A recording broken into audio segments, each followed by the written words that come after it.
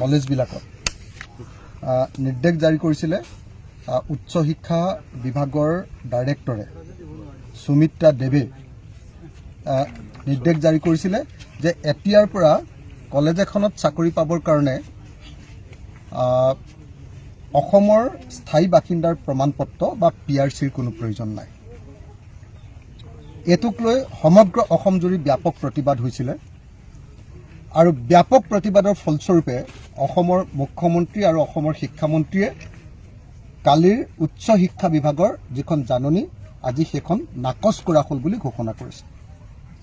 কিন্তু দুৰ্ভাগ্যৰ কথা যে নাকচ কৰিবলৈ গৈ তেখেতসকলে মিছা কথা কৈছে।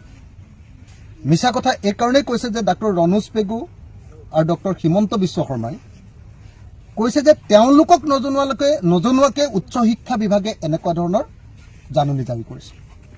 এইটো সম্পূৰ্ণ মিছা। ডক্টৰ ৰণোজ পেগু আৰু ডক্টৰ হিমন্ত বিশ্ব শৰ্মাই অসমৰ ৰাইজক সম্পূৰ্ণৰূপে আভুৱা বাঢ়িছে, মিছা কথা কৈছে। কাৰণ এই যিখন জাননী উচ্চ শিক্ষা বিভাগৰ পৰা সুমিত্ৰা দেৱ ডাঙৰীয়ানীয়ে ডাইৰেক্টৰে প্ৰচাৰ কৰিছিলে, সেইখনতে স্পষ্টকৈ লিখি থোৱা আছে যে সেইটো তেখেতৰ কথা নহয়, গভৰ্ণমেণ্টে তেখেতক ডাইৰেকশ্যন দিছে এই নিৰ্দেশটো দিবৰ কাৰণে। মই বাক্যটো গাই দিলে আপোনালোকে দেখিব, তাত লিখিছে Sumitra Dev the principal all, অসমৰ সকলো প্ৰিন্সিপাললৈ লিখিছে, with reference to the subject cited above I am directed to inform you that, তাত কোৱা হৈছে I am directed to inform you that permanent residential certificate is not mandatory for appointment of assistant professor so and so. তাৰমানে তাতে অতি স্পষ্টভাৱে director higher এডুকেশ্যনে কৈছে যে অসম চৰকাৰে তেওঁক নিৰ্দেশ দিছে আৰু অসম চৰকাৰৰ নিৰ্দেশটো আপোনালোকক আমি জনাইছো এজ ডাইৰেক্টেড এনেকৈ বুলি স্পষ্টকৈ লিখি দিছে। গতিকে এইটো যে উচ্চ শিক্ষা ডিপাৰ্টমেণ্টৰ ডাইৰেক্টৰৰ নিৰ্দেশ নহয়, এইটো যে অসমৰ মুখ্যমন্ত্ৰীৰ নিৰ্দেশ, এইটো যে অসমৰ শিক্ষামন্ত্ৰীৰ নিৰ্দেশ, এইটো কথা স্পষ্ট। কিন্তু যেতিয়া সমগ্ৰ অসম জুৰি প্ৰতিবাদৰ ঢৌ উঠিলে, যেতিয়া সমগ্ৰ অসমৰ মানুহে ক'লে যে বিজেপিয়ে জাতি মাটি ভেটি ৰক্ষা কৰিম বুলি ক'বলৈ আহিছিলে, এতিয়া জাতি মাটি ভেটি ৰক্ষা কৰাৰ পৰিৱৰ্তে অসম চৰকাৰৰ চাকৰিকেইটাও এতিয়া UP আৰু বেংগল আৰু বিহাৰৰ মানুহক দিবলৈ লৈছে। আমি অসমীয়া মানুহে কি দাবী কৰি আছিলোঁ? অসমৰ মানুহে দাবী কৰি আছিলোঁ যে কেন্দ্ৰীয় চৰকাৰৰ যিকেইটা চাকৰি, যেনেকৈ ৰেল বিভাগৰ চাকৰি, সেইকেইটা তৃতীয় আৰু চতুৰ্থ চাকৰিটো আমাৰ অসমৰ মানুহৰ কাৰণে সংৰক্ষণ কৰিব লাগে। বিজেপিয়ে জাতি মাটি ভেটি ৰক্ষা কৰিম বুলি কৈছিলে, এতিয়া উল্টাই কি কৰিলে, অসম চৰকাৰৰ চাকৰিকেইটাও তেওঁলোকে এতিয়া ভাৰতীয় মানুহৰ কাৰণে মুকলি কৰি দিছে। আৰু সেইটো কালি নিৰ্দেশ দিছিলে, কিন্তু কালি নিৰ্দেশ দিয়াৰ পাছত সমগ্ৰ অসম জুৰি প্ৰতিবাদ হ'ল, আমিও প্ৰতিবাদ কৰিলোঁ, বিভিন্ন সংগঠনে প্ৰতিবাদ কৰিলে, বিশেষভাৱে ৰাইজে, সচেতন শিক্ষিত ৰাইজে ছ'চিয়েল মিডিয়াত সাংঘাতিক ধৰণে প্ৰতিবাদ কৰিলে।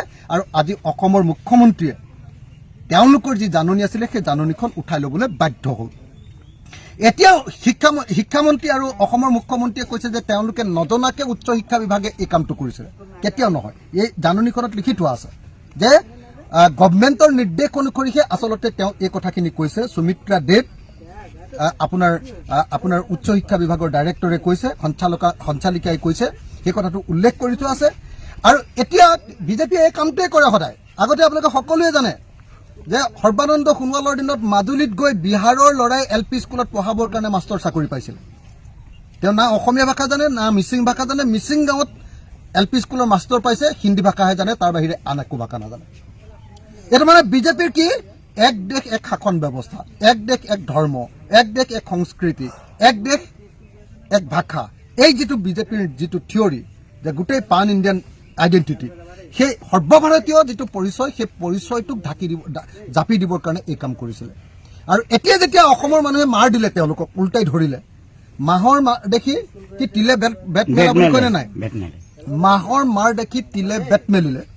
যেতিয়া গোটেই অসমৰ মানুহ জাগি গৈ উঠল যে বিজেপিয়ে আমাৰ চাকৰিকেইটা খাই পেলাব খুজিছে, অসমৰ মানুহক চাকৰি নকয়, UPৰ মানুহক চাকৰি দিবলৈ লৈছে, বিহাৰৰ মানুহক চাকৰি দিবলৈ লৈছে, পশ্চিমবংগৰ মানুহক অসমৰ চাকৰিকেইটা দিবলৈ লৈছে, এইবুলি যেতিয়া হাল্লা লগাই দিলে আৰু চৰকাৰক আমি নামানো বুলি ক'লে, তেতিয়াই হিমন্ত বিশ্ব শৰ্মা আৰু ডক্টৰ ৰণোজ পেগুৱে এতিয়া আনৰ ওপৰত দুখ জাপি দি চৰকাৰখনৰ দায়িত্বটো পৰা আঁতৰিব খুজিছে।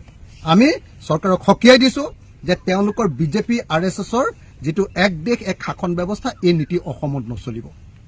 ইয়াৰ চাকৰি অসমৰ মানুহৰ কাৰণে সংৰক্ষণ হ'ব লাগিব। বৰং কেন্দ্ৰীয় চৰকাৰৰ যি তৃতীয় আৰু চতুৰ্থ শ্ৰেণীৰ চাকৰি সেইটো আমাৰ অসমৰ মানুহৰ কাৰণেহে সংৰক্ষণ হ'ব লাগিব, স্থানীয় মানুহৰ কাৰণে সংৰক্ষণ হ'ব লাগিব। ইয়াত তেওঁলোকে যিটো কৈছে যে ইয়াত স্থায়ী বাসিন্দাৰ প্ৰমাণ পত্ৰ নালাগে, 1 নম্বৰ কৈছে। 2 নম্বৰ কৈছে যে আপোনাৰ মেণ্ডেটৰী নহয় ভাষা জ্ঞানটো। আগতে আছিলে কি অসমত যদি চাকৰি পাবলৈ হয় অসমীয়া ভাষাটো জানিব লাগে। এতিয়া তেওঁলোকে হিন্দী ভাষাৰ মানুহবিলাকক ইয়াত চাকৰি দিবৰ কাৰণে বিজেপি RSSৰ সেই নাগপুৰৰ মানুহকেইটাক ইয়াতে RSSৰ মানুহকেইটাক চাকৰিত সোমোৱাবৰ কাৰণে যাতে ইয়াত 2 নম্বৰী পলিটিক্স সদায় সাম্প্ৰদায়িক পলিটিক্স সদায় কৰি থাকিব পাৰে, তাৰ কাৰণে সিহঁতি এইবিলাক বদলাই আছে। গতিকে একদম স্পষ্ট কথা যে চৰকাৰে মাৰ খাই ৰাইজৰ পৰা প্ৰতিবাদৰ মুখামুখি হৈ এতিয়া তেওঁলোকে অসমৰ চাকৰিকেইটা বেলেগৰ মানুহক দিবলৈ লোৱা যিটো ব্যৱস্থা আছিলে সেইটোৰ পৰা আঁতৰি আহিবলৈ বাধ্য হ'ল। আৰু এতিয়া কিছুমান সংবাদ মাধ্যমে এতিয়া চৰকাৰক বচাবৰ কাৰণে এইটো সমন্বয়হীনতা বুলি প্ৰচাৰ কৰিব খুজিছে যে উচ্চ শিক্ষা আৰু চৰকাৰৰ মাজত সমন্বয় নাছিলে কাৰণে ভুলতে ওলাই গৈছিলে বুলি মিছা কথা ক'ব খুজিছে। তেনেকুৱা সংবাদ মাধ্যমকো আমি সকীয়াই দিছো যে আপোনালোকে এনেকুৱা মিছা কথা কৈ চৰকাৰৰ দালালিগিৰি কৰিবলৈ নাহিব।